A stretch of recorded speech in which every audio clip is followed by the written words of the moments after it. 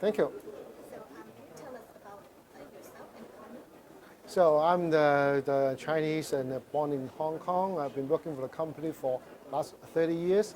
I've been working in different positions, starting from the front line, working with the publisher of the one of the publication management magazines. And recently I was posed to become the president of the electronic group, look after for the entire online offline offers of the company's electronics products. So, so what do you think? Can you tell us what's new about this show this year? This is 11 years that we run shows at AWE in Hong Kong, the largest exhibition center, and also the Hong Kong become the Asian trade show hub. So, sorry, I think I need to quote. So we will start again. Yeah, so sorry. So this is the 11th year that we run the show at Hong Kong, AWE, the most modern trade show venue in Hong Kong. Hong Kong become the largest Asian trade show hub. So this year we have the two sessions. The first session is open today from 11 to 14.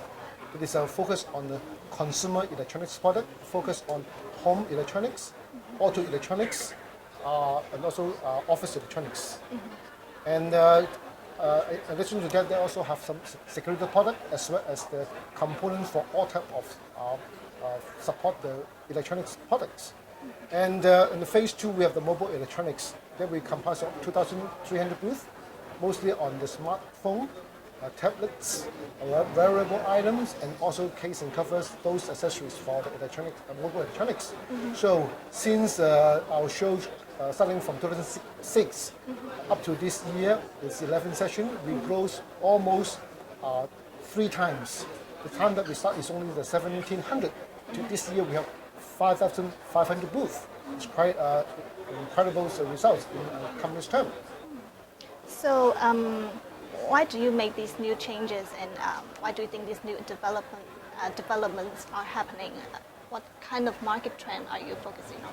So, global sources electronics shows are always taking the lead as a sourcing arena for the buyers. We always observe what is new in the market, and then we follow the trend from the US and Europe, and then we introduce in Asia. This year we have some highlights. First of all, we have the aerial imaging and drones that is quite hot in the market right now. The second is the VR, virtual reality. So this time we see that in the US and Europe, there's also kind of big take-up in the Western market, and also we introduced the experiential as well. We have close to 50 booths in the venue. The third is about the electronic transporter. This we call some of the wheels movable just similar to the Segway. So we see this also a kind of big trend. Last but not least, we have the startup launchpad. So startup basically is a big, all the government and the energy resources in order to help to support this kind of the subjects. This year we have close to 102 startup booths compared to last October. It goes by 3 times. All these changes is in reflecting of the market demand, as well as there is a strong manufacturing base between Hong Kong and China. So let's talk a bit more about this startup pavilion. So what kind of categories or verticals are these startups in? So we focus on 2 areas in the most. First of all is consumer electronics. Second one is mobile electronics. So we see that there's many of for example, the startup people, either from the university, they also from different technology background. They would like to try to make use of the technology, particularly the internet, and also one of the buzzwords is called IoT. Yes. So all of those can contribute a good platform for the kind of the professional to try in different arena in order to improve the kind of output, the performance, as well as the efficiency of each of the consumer or mobile item. We feel that it's a big trend in helping to improve the daily of our lives. So these startups, are they from Hong Kong or from mainland China? So they are come from region, so from Hong Kong, from Taiwan, from Korea, also from Japan, some of them from overseas. So what do you think of the startup scene here in Hong Kong and also in mainland China? Oh, they feel it's a very good location. The meaning is they come from different idea, they come from technology or background, but when they go to the manufacturing, so most of the manufacturing basically in across the border, Shenzhen. So they feel that they can manufacture the product and then bring it to Hong Kong marketing, and Hong Kong also very good for the financial and also the fintech that type of support. They feel that it's a very perfect match for them to start the startup program in Hong Kong. Okay, what can we expect from global sources? What's your next move to offer some new developments? So we'll continue to rely on the IoT, and we also will put some energy onto the smart home related. I think with the improving of those two items plus the colorless driving, I think we will see more new items when they are starting from the US and Europe, and then they will follow the wave, go to Asia. This is our trend. Okay. You talked about the IoT. I saw you're wearing a smartwatch. So what do you think what do you think of this market in IoT space?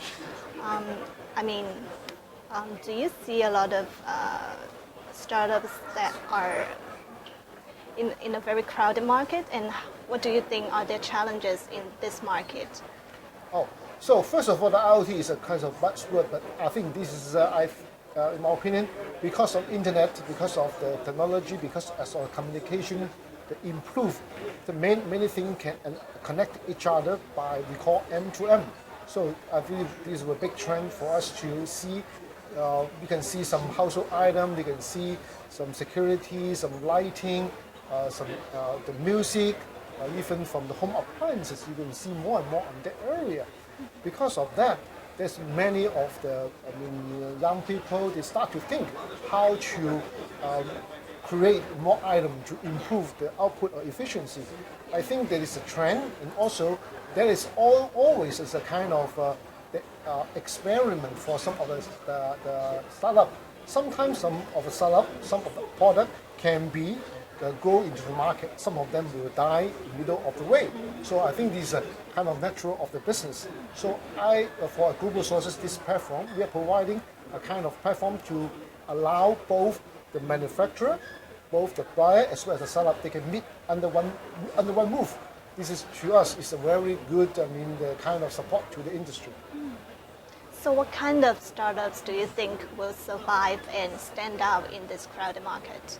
So I think for that, the startup, if they can have the good idea, first of all, then they can code into the prototype. Then they can make use of the latest technology. They will go to the market for the validation, and then they can build a good distribution network. They can be success. If any one of the steps fall apart, they will fail. Okay. Yeah, Tommy, thank you very much for doing this interview. Thank you. Thank you.